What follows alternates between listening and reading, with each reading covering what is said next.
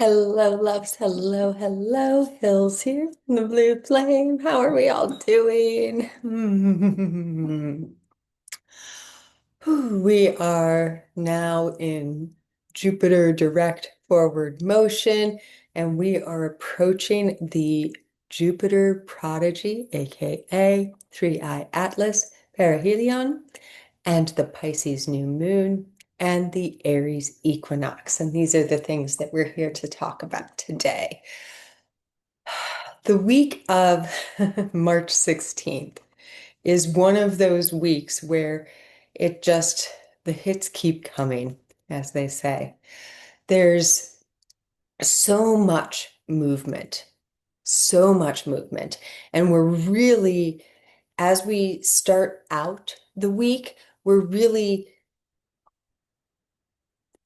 cycling through the end phases and bringing in the new. So one of the things that it feels really important to share about this year of 2026, this year of the fire horse and of the magician and the wheel of fortune, this 110 year, is that weeks like March 16th, rather than being the outlier, are kind of the norm. When we have massively shifting years, 2025 was one as well, right? We can get a little bit of whiplash or change fatigue, even because there's so much moving. There's so much moving. And this week that we're coming into, we have just come out of a pretty intense eclipse wormhole, right? We are barely finding our footing. And in the middle of that eclipse wormhole, Mercury shifted retrograde. Almost as soon as we emerge from it, Jupiter shifts direct. And then we have this week of March 16th. Let's get into it, shall we? So, as was intoned earlier, on March 16th, March 17th, thereabouts, the comet, the interstellar traveler, Prodigy, Three-Eye Atlas, makes its closest pass to Jupiter as it prepares to move on from our solar system. Now, there's a lot out there about Three-Eye Atlas, right? There's a lot of conjecture, we'll say. It feels important to connect with the energetic of Prodigy and leave ideas of it's an alien spacecraft and whatnot to other channels for me personally and the way that I've connected in with Prodigy. When we look at what Prodigy is from a scientific perspective of a comet letting water vapor out, and then we remember that water holds great memory, it's a facilitator of communication. We can feel how, as this interstellar, intergalactic traveler has been moving through our solar system, it has been raining wisdom, sharing deep rememberings and medicine from all of its travels, as it heats up and it releases its material. It's showering the earth and the rest of this solar system with information. With information. Now let's bring this in with the largest planet in our solar system, it coming into that gravitational movement, and that this planet, Jupiter, is also known as the Great Benefac, that this planet brings good tidings and good luck wherever it goes, which planet has just shifted direct again in the week just before, in conjunction with the Sagittarius crown moon, shifted direct, moving forward in the sign of belonging, Cancer. So perhaps one of the ways that we can experience this Jupiter perihelion with Prodigy, with 3-eye Atlas, is that we are being gifted largely an expanded awareness of our belonging in the entire universe, in this galaxy and beyond.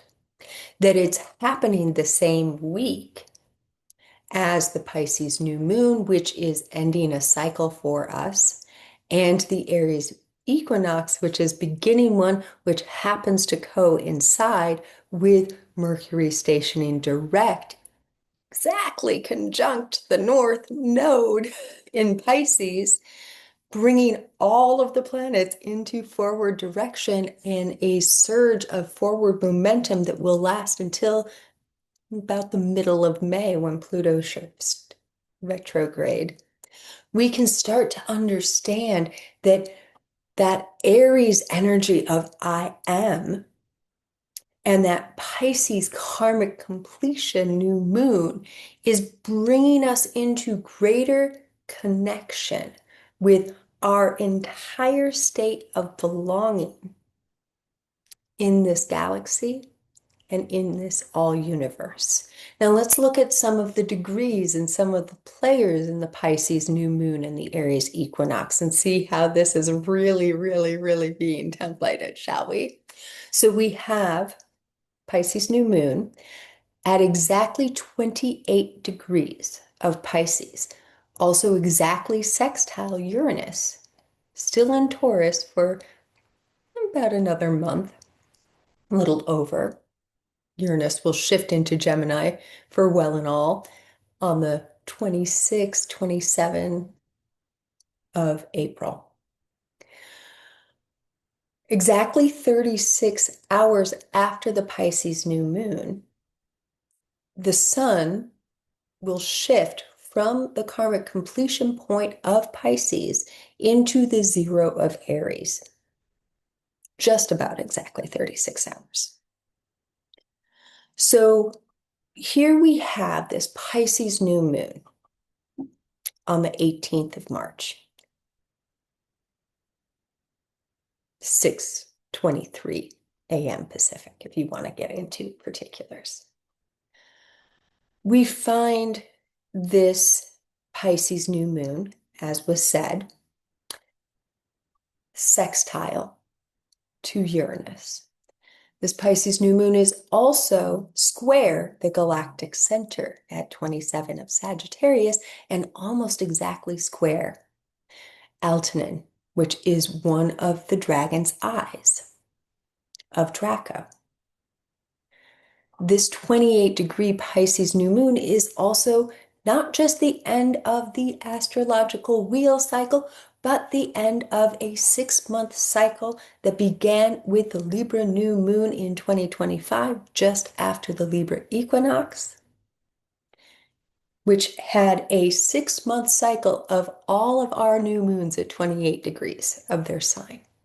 So we're shifting out of that energy and moving into something new.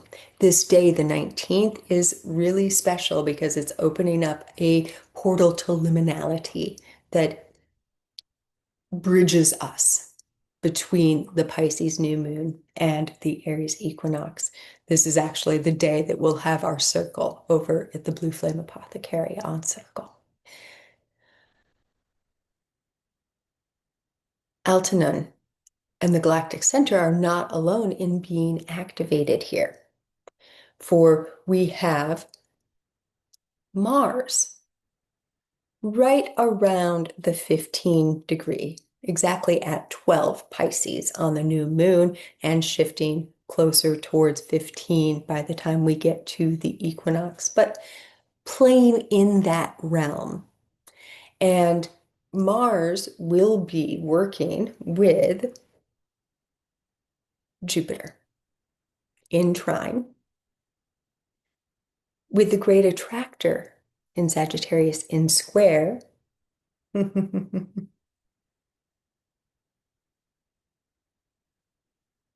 A square with Lilith, which is conjunct the great attractor in Sagittarius.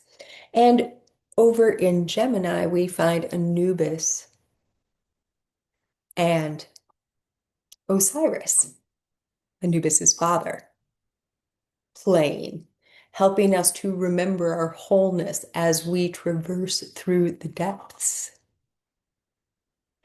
Anubis and Osiris have this beautiful relationship in that they are caretakers of the soul as the soul journeys.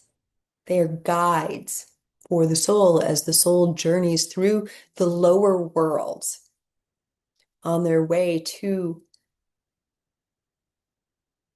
the realm of the gods. Now, Rastaban, there it is, Rastaban, the other eye of the dragon. I love that Rasputin came in. Rastaban, which is the other eye of the dragon, is also conjunct Lilith and the great attractor. They exist, the great attractor and Rastaban, at just about the same degree in our skies, in the astrological wheel. So we have the two eyes of the dragon, one being activated by the sun and the moon, the other being activated by Mars and Pallas, helping us to see more. When we feel into Mercury stationing direct on the Aries Equinox, about 5 hours almost exactly after the peak of that moment, in conjunction exactly with the North Node, Mercury being expression, sight, wisdom, medicine, a capacity to communicate through all the realms. Part of what we're activating here is our sight, and now there's a fun piece as well. The 17th of March is the day celebrated as St. Patrick's Day. So we have Draco's eyes, the head of the dragon, being activated in the week of St. Patrick's Day. Now, what is that St. Patrick's Day? It is the day that the Roman Church or the Catholic Church celebrates St. Patrick driving all the snakes out of Ireland. What does this actually mean? It was not physical reptilian snakes. It was the witches, the pagans. So part of what we're reclaiming in this week of St. Patty's Day is our innate knowing that Lilith is right there with the great attractor, helps us to connect with that feminine principle which is being reclaimed. That we are reclaiming our sightedness, our capacity to interact with the elements, Uranus, in its final turnings in Taurus, in sextile, to this final 28-degree new moon. The new moon in the sign of Pisces of transcendence, of karmic completion. So as we move through the week, we come through that new moon on the 18th, 19th, and then on the 19th, we find the sun shifting fully into that 29 of Pisces, bringing us into a liminal space of access to our ability to weave the threads of creation, to communicate with the all of everything. So then by the time we get to the Aries Equinox on the 20th, might be the 21st, depending on your location, it is specifically at 7:38 a.m. on the 20th in the Pacific time zone. So you can do the maths for yourself on that one. We find a preponderance or stellium of energies in Aries now. The sun having joined Neptune, Saturn, Venus. Actually, on the Aries equinox, Venus and the moon having moved on and becoming a very, very small waxing crescent, visible just after sunset with Venus. They are conjunct. We also have Chiron and Eris exactly conjunct at 25 there now. Kali and Sekhmet are working together right there, quite close to Venus and the moon. So we are really feeling our ways to our throne here. We are shedding skins.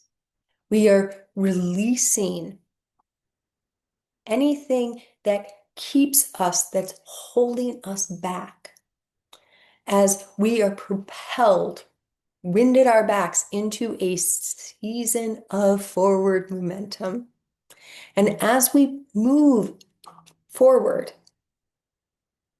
as we journey into the new, what we're gifted is greater access to our ability to communicate with it all.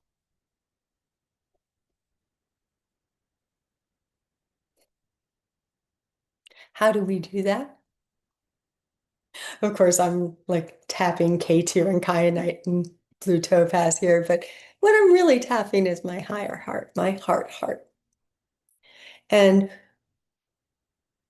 part of the the offering here is meditations on the causality, the linkality, the linkage between your heart and your throat, and the causal chakra and your sight. We're really working in this season, in this week, with these upper chakras, throat, third eye, crown, causal, soul star, in order for them to activate fully. Feeling safe and secure is part of this. So grounding, perhaps you can work with that Uranus and Taurus, these final turnings of energy for grounding. I can speak for myself. I'm actually going to a beautiful forest knolls. I'm going to spend most of this week in the woods to help ground. Uranus can be very all over the place. It's awakening energy, and we are awakening our sympathetic resonance, our capacity to feel everything. So making space for yourself to feel safe, is very important. It is fundamental and foundational. By the time we move into this new energies, as we come to the Cancer maiden moon and into the April showers, we will really be propelled. It's going to be fast. So finding those ways now where you can get your bearings, where you can come back to center while things are moving in a graviton, tilt-a-whirl, accelerated pace is quite important. Actually, for the Sagittarius crone moon and Jupiter direct, one of the cards that came through in our oracular was the Hermit. And the Hermit actually has very strong associations with the sign Sagittarius. It is that connection to our divinity, our relationship with the divine individually, which is also that powerful Aries energy that we're entering, right?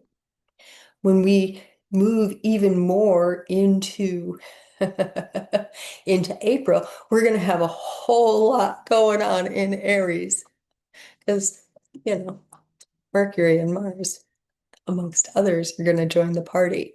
So part of what this Hermit card was helping us to understand as it came through when Jupiter turned direct is that making that space for our individual journey is very important in this. We aid the collective rising by maintaining a capacity to be in our center and in our heart through it all. This is one of those old truisms that our ability to individually interact with the divine and to stay in center filters out, ripples out through the entirety of the earth plane. If we don't blow our tops, there's space for others to find ways not to blow theirs. That's another way we could say this. And this is hot energy. We've got fire horse, we've got stellium and Aries. There's going to be a lot of fire about. So cooling yourself down, working with blue stones could be really helpful for this, in fact. Cooling yourself down, finding ways to interact with your fiery nature, to communicate and harness and play with, be in joyful celebration with that creation energy that is fire without it taking control of you. And this is done here, most of all. We work with fire and water in an alchemical marriage. And this can be envisaged by this Pisces new moon, Aries Equinox. We allow that creative flow that can be witnessed as volcanoes cool their lava flow when coming into contact with the ocean and create islands and land masses.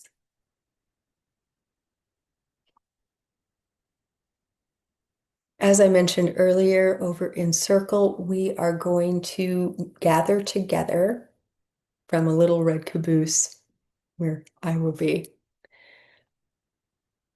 in a knoll in the forest to play with this liminality and the capacity that is arising and rising within each and every one of us to connect to those threads of creation with that quantum field and weave what we are creating in this golden dawning. If it calls, it would be amazing to welcome you into the portal there. However you're called to journey in this momentous period of forward momentum, in this golden dawning, I share these gifts with you as always, in the always, with so much and many loves from the dimensions of the all and beyond the beyond. Be well.